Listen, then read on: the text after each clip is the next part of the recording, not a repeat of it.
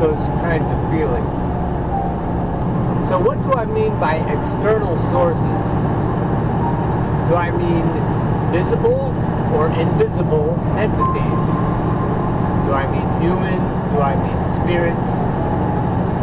I'd say any of those can be culprits when you wake up feeling off, when you feel contested, when you feel as though the energy around you is contentious. When I first started my job at Millersville University, I noticed what a beautiful place the campus was, but right away I felt the contentious energy. Hey, not so fast. You can't walk in here like you own the place. This isn't your place. And that contested energy stayed there all the years I was there. And I've felt that kind of energy in other places since. And I've learned that it isn't just me feeling off, like I have a cold or something. And even a cold, think about it, a viral invasion. A computer virus obviously is rooted in malice. And I would go so far as to say that any kind of virus is rooted in malice. Bad intentions. Someone a person, some kind of entity with a personality intending harm. And if you can think of a cold that way, or a coronavirus, there it's a lot easier to think about evil intentions. There was a report recently leaked that said that it could have come from a United States lab. Dr. What's-His-Face, Professor What's-His-Face, I can't remember, I may look it up. It was on Russell Brand's channel, and it wasn't necessarily from Wuhan. It could have been from a lab in the United States. And either way, wherever it was from, it was engineered by humans. Not by the Illuminati, not by demons or angels or any other entities, but by humans who may have been inspired by other forces, who knows. But there is malice all around us. Whether you are as crazy as I am or not, just look at humans and you'll see malice all around. And if you wake up on the wrong side of the bed, there's a good chance that malicious intentions are fucking with you. And if you wake up in a good mood, there's probably a good chance that you're just handling it better today. That you're in a stronger place for whatever reason. And if you can figure out how to combat them, put words around yourself, send that energy somewhere else, do incantations like I was saying earlier, where you have a pattern, like a computer program, where you bind the energy that's coming specifically and relentlessly from a certain place, and you send that energy somewhere else in a different form. You can convert negative energy to positive energy. There are all kinds of incantations you can use, but they all begin with the assumption that there are intentions out there that are coming at you, and you have to know what to do with those intentions. Otherwise, you just trip and stumble and fumble and think that it's all your fault. You think there's something wrong with you, that you're a fuck-up because you're fucking up. And it's not true. You're a spectacular creature, and you deserve not to be fucked with. So give yourself the gift of figuring out where all of these intentions are coming from, and then binding that energy and doing something with that energy besides letting it harm you. I want to be sure to say that neglect is a powerful form of malice, and whether it feels intentional or not, the results are devastating. So when you sense that kind of malice, neglect, you can bind that. And you don't have to harm anyone with it. That kind of dark energy isn't helping you. But it is good to bind that energy, capture it, put it into the ground, do something with it, convert it into powerful good. But don't just leave it there, smacking you in the face. When you are being neglected, you can be sure there's a reason. If someone feels competitive with you, if they are contending with you for dominance, for primacy, then you can bind that energy of neglect. The reason this idea occurred to me is because I was thinking about binding apathy and lethargy and inactivity and laziness in general. This idea that you can feel weary, it isn't the absence of energy, it's the presence of weariness. And so you can bind that and use it as energy as opposed to just wishing you had more energy. Because if they're doing anything that causes your thriving to waver, that's malice. If they're in a position to help you, especially if they're a teacher or a partner, and they don't do it, they neglect you, they refrain. I've had teachers who refrained from giving me what I needed to learn because they didn't want me to outdo them. And that's neglect. Whether they knocked my knees out from under me, what they did was just as bad. They failed to nurture me. They failed to encourage me when that is their job.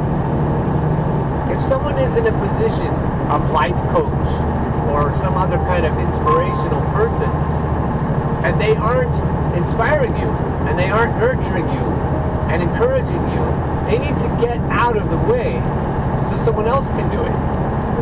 If you have a partner who is not inspiring and encouraging and nurturing you, that person needs to get out of the way so that someone else can do it. Or other people, more than one person can do it.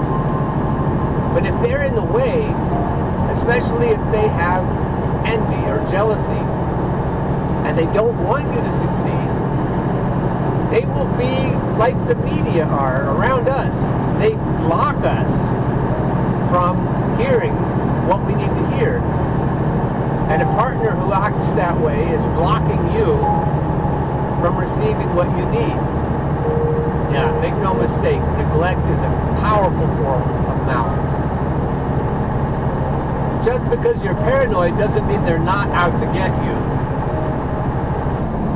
Nothing intended to harm you can ever touch you as long as you're aware of it and you know what to do in response. If you feel as though you're being attacked, you can rejoice as long as you understand what's happening, as long as you don't blame yourself for it. If you know that it's an attack, you can bind that energy and you can put that energy to use for your benefit. There isn't anything that's going to happen to you in this life that you can't deal with if you understand it.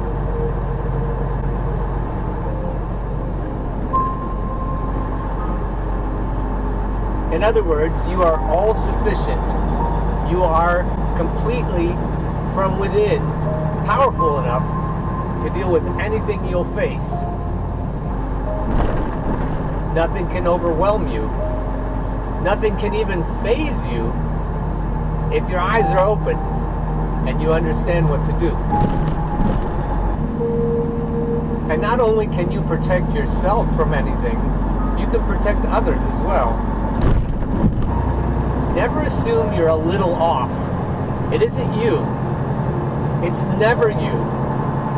No matter what you ate, no matter what kind of movie you just watched, it isn't you.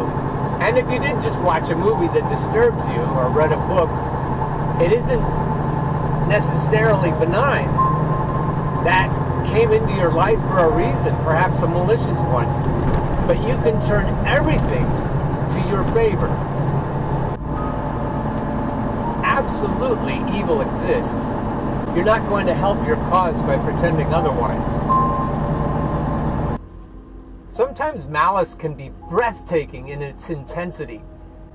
You may think that you're just going through a normal day, but you're fumbling with everything, with what you're saying, with what you're doing.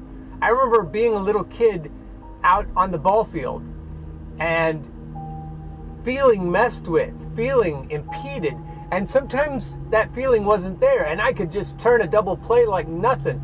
But when I was being impeded, it was not only intended to make me fuck up, it was intended to harm me, my self-esteem, everything.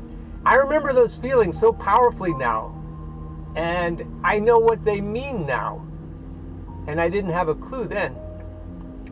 Just remember that nothing intended to harm you will prosper if you know what you're doing, if you know what the malice is intended to do, and you know how to reshape it and rechannel it.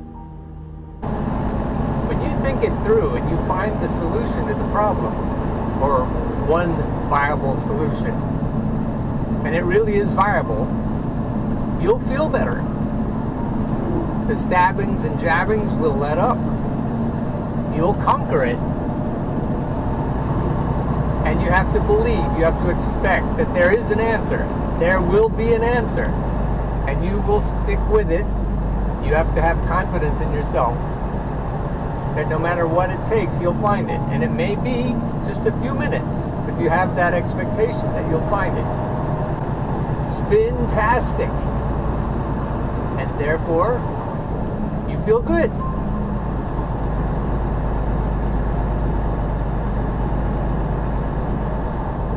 In 3/4 of a mile, arrive at home, on the right. Before I shut this down, I want to tell you that I had a tough day today. I had a lot of things to do that I didn't expect. One of them was to get through a crisis that I hadn't seen coming. I was thinking about life as a king. And as I looked at life through those eyes, everything looked pretty easy. And then suddenly in the middle of the night, I just woke up and felt deprived. Felt like I hadn't received what I needed, a supply of what I needed. And I diminished myself. I didn't see myself as my true stature. I got knocked down for a bit, and it was because I had no answer to the problem I was looking at. It was a way of believing in myself that had nothing to do with anyone else's affirmation of me. I'll probably tell you more about it on a different day. It's kind of personal, which is fine with me, but it also involves other people. In 1/4 mile, arrive at home, on the right. But I thought I should tell you about that.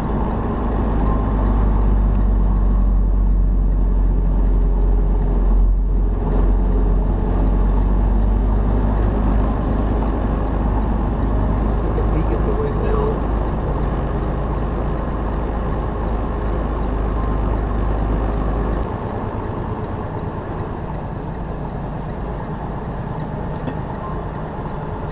And the garbage hill on top of Turkey Hill.